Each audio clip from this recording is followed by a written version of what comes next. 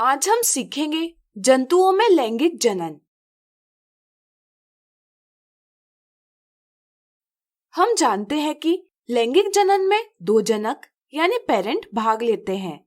लैंगिक जनन के दौरान नर युग्मक यानी मेल गैमेट तथा मादा युग्मक यानी फीमेल गैमेट का निषेचन यानी फर्टिलाइजेशन होकर युग्मनज यानी जाइगोट उत्पन्न होता है तथा यह विकसित होकर नए जीव में परिवर्तित होता है। चलिए आज मानव में लैंगिक जनन को समझे। लैंगिक जनन में जनकों की लैंगिक परिपक्वता यानी सेक्सुअल मैच्योरिटी आवश्यक होती है। मानव में जैसे जैसे आयु बढ़ती है, शरीर में अनेक परिवर्तन आते हैं, जैसे लंबाई और भार बढ़ना। ये केवल शारीरिक परिवर्तन है। लैंगिक परिपक्वता के संदर्भ में लड़के और लड़कियों में 10 से 14 वर्ष की आयु में विभिन्न बदलाव आते हैं, जैसे दोनों में शारीरिक सौष्ठव यानी अपीयरेंस ऑफ बॉडी बदलता है। जननांग और लैंगिक जनन के लिए सहायक विभिन्न ऊतक विकसित होते हैं। लैंगिक परिपक्वता के विभिन्न लक्षण दिखाई देते हैं, जैसे पैर एवं हाथ पर महीन रोम का आना, कांख एवं जांघों के मध्य जननांगी क्षेत्र में बाल गुच्छ आना, त्वचा का अक्सर तेलीय होना तथा त्वचा पर मुहासे यानी पिंपल्स का आना इत्यादि। शारीरिक और मानसिक परिवर्तनों के साथ लड़के और लड़कियां दोनों में कुछ हार्मोनल और भावनात्मक परिवर्तन भी आते हैं, जैसे वे एक दूसरे के प्रति अधिक सजग हो जाते हैं। इस दौरान कुछ ऐसे बदलाव भी आते हैं जो लड़के और लड़कियों में भिन्न होते हैं, जैसे लड़कों में चेहरे पर दाढ़ी मूंछ निकल आती है, आवाज फटने लगता है, दिवा स्वप्न अथवा नींद में शीश्न विवर्धित यानी एनलार्ज तथा ऊर्ध्व होता है इत्यादि।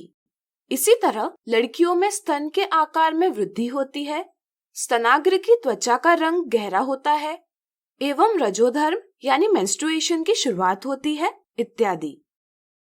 ध्यान रहे, ये बदलाव समय के साथ धीमी गति से होते हैं। सभी व्यक्तियों में ये बदलाव भिन्न आयु में होते हैं तथा किसी व्यक्ति में सभी बदलाव एक साथ नहीं होते, वे समय के साथ मंद गति से होते हैं।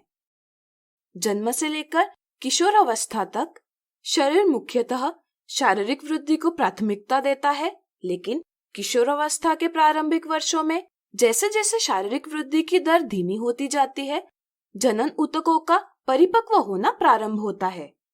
किशोरावस्था यानी एडोलेसेंस की इस अवधि को यौवनारंभ यानी प्यूबर्टी कहते हैं। लैंगिक परिपक्वता आने के बाद नर एवं मादा जनन के लिए योग्य हो जाते हैं। चलिए अब मानव में नर जनन तंत्र को समझे।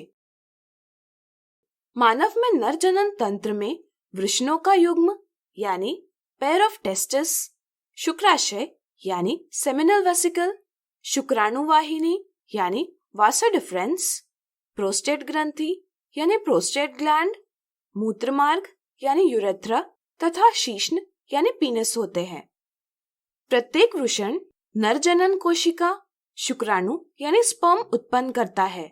चूंकि शुक्राणु की उत्पत्ति के लिए शरीर के ताप से कम ताप आवश्यक होता है, इसलिए वृषण उदर गुहा के बाहर वृषण कोश यानी स्क्रोटम में स्थित होते हैं। एक शुक्राणु सूक्ष्म संरचना होती है जिसमें अनुवांशिक पदार्थ होते हैं तथा एक लंबी पूंछ होती है, जिसकी सहायता से वह मादा जनन कोशिका तक तैरते हुए जा सकता है। वृषणों द्वारा टेस्टोस्टेरोन हार्मोन भी उत्पन्न किया जाता है, जो शुक्राणु के उत्पादन का नियंत्रण करता है।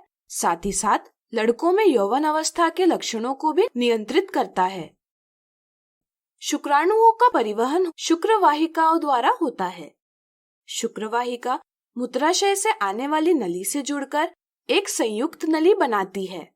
शुक्राशय यानी सेमिनल वेसिकल और प्रोस्टेट ग्रंथि यानी प्रोस्टेट ग्लैंड से आने वाले स्राव शुक्राणुओं के वहन के लिए तरल माध्यम उपलब्ध करते हैं तथा वे उनका पोषण भी करते हैं।